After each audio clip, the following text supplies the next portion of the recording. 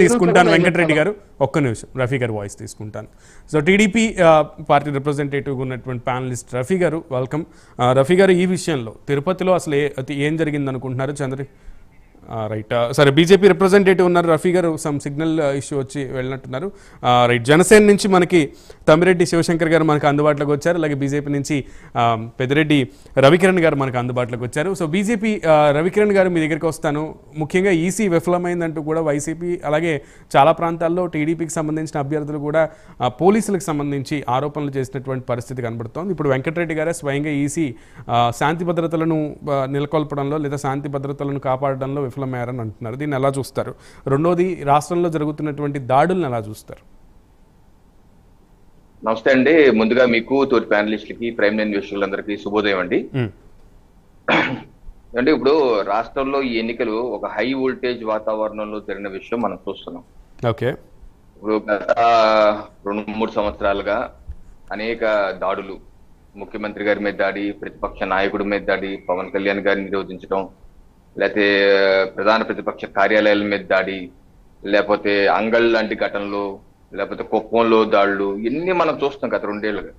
So ఒక ఘర్షణపూరిత వాతావరణంలో, ఒక హై వోల్టేజ్ వాతావరణంలో రాష్ట్రం మొత్తం 2 వర్గాలుగా, 2 గ్రూపులుగా డివైడ్ అయిపోయి ఈ ఎన్నికలు జరిగిన మాట వాస్తవం. అయితే ఈ ఎన్నికలు జరగక ముందు అయితే నాలాంటి వాళ్ళు అందరూ చాలా మంది ఇప్పుడే ఇలా ఉంటే రేపు ఎన్నికల సమయంలో ఏం జరుగుతుందని ఆందోళన వ్యక్తం చేసిన మాట కూడా వాస్తవం. అయితే ఆ స్థాయిలో జరగకపోయినా ఈ స్థాయిలో జరగటం కూడా బాధాకరమే. ఇటువంటి కూడా జరగకూడదు. కొంతవరకు కేంద్ర ఎన్నికల సంఘం, రాష్ట్ర ఎన్నికల సంఘం ఆ స్థాయిలో గొడవలు జరగకుండా కొంతవరకు కంట్రోల్ చేసిందన్న మాట నేనైతే కొంతవరకు ఏకీభవిస్తాను, ప్రశంసిస్తాను. అయితే ఒకటి మనం చూడవలసిన అవసరం ఏంటంటే, మనకి సమస్యాత్మక ప్రాంతాలు కొన్ని ఉన్నాయి. పల్నాడు కావచ్చు, తాడిపత్రి కావచ్చు, రాయలసీమలో ఫ్యాక్షన్ ప్రాంతాలు ఉన్నాయి. దౌర్భాగ్యం ఏంటంటే దశాబ్దాలుగా ఆ ప్రాంతం అవిద్య కావచ్చు, వెనుకబడితనం కావచ్చు, లేకపోతే వాళ్ళకి సాగునీరు ఇవ్వకపోవటం కావచ్చు, ఉపాధి కల్పన చేయకపోవటం కావచ్చు, ఏ పార్టీలైనా సరే పూర్తిగా ఆయా ప్రాంతాలని నిర్లక్ష్యం చేసి ఆయా ప్రజల్ని ఈ గ్రూపులుగా, తగాదాలుగా వాడుకుని రాజకీయ పబ్బం గడుపుకున్న బాపతాలే ఉన్నాయి. కానీ దాన్ని నిజంగా అక్కడ అభివృద్ధి చేసి సరిగ్గా ఉండుంటే ఈ ఫ్యాక్షన్ గొడవలు ఎవరు ఉంటారంటే, ఎవరికాలు ఉద్యోగాలు చేసుకుంటారు. మిగతా ప్రాంతాలు లేవే ఈ గొడవలు, ఎందుకు అక్కడే జరుగుతున్నాయి. సో అది ఆ నేపథ్యం ప్రజలు కూడా గమనించాలి. ఈ గొడవలు ఈ పల్నాడు ప్రాంతాల్లో గానీ, మాచర్లు గానీ, ఈ గొడవల వల్ల ఎవరికి ఉపయోగం? ప్రజలు, మీ యొక్క కుటుంబ సభ్యులు బాధలు పడతారు, మీరు ఆసుపత్రులు పాలవుతున్నారు. కొన్ని వర్గాలు ఒక పేపర్ చూస్తేనే ఆ పార్టీ అంటారు, ఒక పేపర్ చూస్తే ఈ పార్టీ అంటారు. సో వాస్తవంగా 2 పార్టీలను ఈ నాయకులు. విచిత్రం ఏంటంటే, పేపర్ల సంగతి పక్కన పెడితే రవికిరణ్ గారు, పేపర్ల సంగతి పక్కన పెడితే మీడియా ప్రతినిధులను కూడా వదలట్లేదు. అటు పోలీసులు వదలలేదు, ఇటు కార్యకర్తలు కూడా వదలనటువంటి పరిస్థితి ఉంది. మీడియా ప్రతినిధుల మీద కూడా మొన్నటి నుంచి దాడులు జరుగుతున్నటువంటి పరిస్థితి. దాన్ని ఎలా చూడాలి? అంటే మీడియా ప్రతినిధి అంటే విజువల్స్ చేస్తున్నారు కదండి, ఆ విజువల్స్ దొరికిపోతారు కాబట్టి దాడులు చేస్తున్నారు. సో నేనేది ఏంటంటే, పోలీస్ శాఖ కూడా వైఫల్యం చెందింది. ఎందుకంటే మీకు పోలింగ్ రోజు నుంచి మధ్యాహ్నం నుంచి ఘర్షణ జరుగుతుంటే నిన్న కూడా కంటిన్యూ అయినాయి. అంటే ఎందుకు అలా కంటిన్యూ చేయించారు? మీరు ముందస్తుగా చర్యలు ఎందుకు తీసుకోలేదు? కట్టుదిట్టమైన చర్యలు ఎందుకు తీసుకోలేదు? ఇది మీ వైఫల్యం కాదా? ఎన్నికల సంఘం కూడా నిన్న కూడా అసలు రివ్యూ ఎక్కడైనా చేశారా?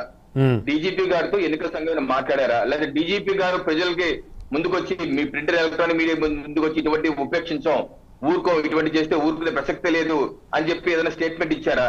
ఏమి ఇవ్వకుండా నిన్నంతా అందరూ లోపల కూర్చున్నారు. ఎందుకు కూర్చున్నారని నేను అడుగుతున్నాను. ఒక పక్కన అక్కడ గొడవలు చేసి తగలబెట్టేస్తుంటే, జీపులు తగలబెట్టేస్తుంటే, ఇళ్ల మీద దాడులు చేస్తుంటే, రాళ్ళు ఇసిరి చేస్తుంటే మీరు ఏ రకమైనటువంటి కట్టుదిట్టమైన చర్యలు తీసుకున్నారు? రాష్ట్రం మీద చెప్పాలి కదా. ఇప్పుడు ఒక ప్రాంతం వెళ్ళేస్తే అది పక్క ప్రాంతాలు కూడా వ్యాపిస్తారండి దావారాలులాగా. పక్క ప్రాంతాలు ఇప్పుడు చంద్రగిరి నిన్న లేదు, తిరుపతి మొన్న లేదు, నిన్న వచ్చింది. వింటున్నాను అక్కడ జరిగిందట. కోనసీమలో ఏదో ప్రాంతాల్లో జరుగుతుందని వింటున్నాను, నాకు తెలియదు వాస్తవం సరిగ్గా. బట్ ఇది తీసుకొని ఈ రాజకీయ పార్టీల మధ్య గొడవలు తీసుకుని వేరే ప్రాంతాలకు కూడా విస్తరిస్తే రాష్ట్రంలో శాంతి భద్రత పరిస్థితి, ముఖ్యమంత్రి గారు రేపు లండన్ వెళ్ళిపోతున్నారు, విమానం ఎక్కేస్తారు, వెళ్ళిపోతారు. అదేంటి నాకు సంబంధం లేదంటారు, అది వేరే విషయం. కాకపోతే దీన్ని పరిరక్షించే బాధ్యత ఉందా లేదా? ఎన్నికల సంఘానికి ఉంది. లక్షల రూపాయలు, కోట్ల రూపాయలు జీతాలు తీసుకున్న పోలీస్ యంత్రాంగం కూడా ఉంది. డీజీపీ గారు కూడా ముందుకు రావాలి, ప్రజల ముందుకు రావాలి, ప్రెస్ ముందుకు రావాలి. మా భరోసా ఇవ్వాలి, శాంతి కాపాడుతానాలి, ఒక స్ట్రిక్ట్ వార్నింగ్ ఇవ్వాలి. అంతేగాని లోపల కూర్చుంటే కాదు. ఇలాగా ఎమ్మెల్యేల మీద కావచ్చు, లేకపోతే మాజీ ఏ నాయకుడి మీద రాజధాని చేయటం, కొడతానంటాం, ఎంతవరకు ఏది సమంజసం? దీనివల్ల ఎవరికి ఉపయోగం? ఈ దాడుల వల్ల ఎవరికి ఉపయోగం? మానసిక ప్రశాంతత తప్పితే వాళ్ళు ఏదో నేనేదో సాటిస్ఫై అయ్యాలి తుచ్చమైన ఇది తప్పితే ఎవరికి ఉపయోగం అండి? ఆయా కుటుంబాల బాధ పెట్టి ఆయా ప్రాణాలు గాలిలో దీపాల్లో పెట్టే విధంగా చేయడం వల్ల ఎవరికి ఉపయోగం? ఈ సమంజసం కాదు. ఈ పోలీస్